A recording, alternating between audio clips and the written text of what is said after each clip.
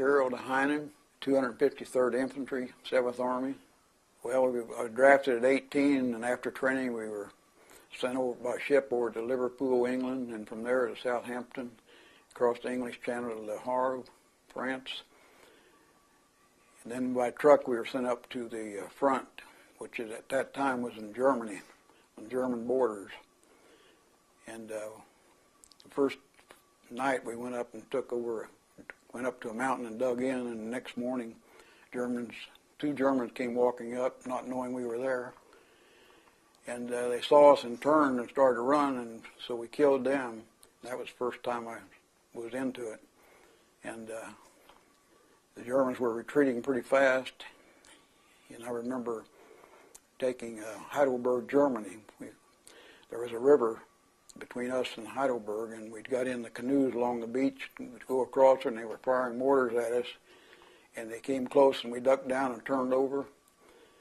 And we waded on in, and when we got there, the town was like a ghost town.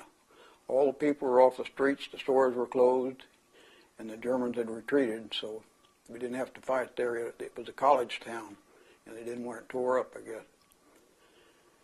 And then later on, we kept moving up, and the last day I was in combat, we moved up one morning to take another German town, and we had a German machine gun shooting across our front with tracer bullets.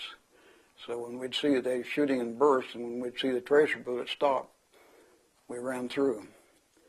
There was a tank leading our attack, and the captain had stopped, and the captain went up to see what the problem was, and he was shot through the neck. 4 of us went up to carry him back, and after carrying him a short distance, I was shot in the left thigh. And sent back to the hospital when the war ended while I was in the hospital. Several years later, I talked to the captain that we went to pick up and told him I was one of the soldiers that helped carry him back. And I said, I noticed when we picked you up, your eyes were open, but you weren't saying anything. He said, I was hollering like hell, but nothing would come out. It cut his vocal cord. And then they shipped us to near Marseille to a camp, and we were sending the troops. Since we were wounded, they didn't want us in combat anymore, and we were sending the troops to Pacific from Marseille, France, for that.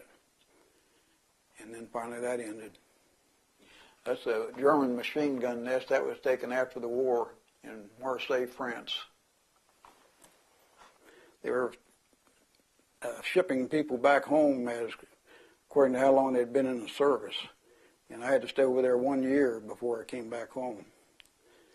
Came back home in New York, went to Fort Sam Houston for discharge, and that was the end of it.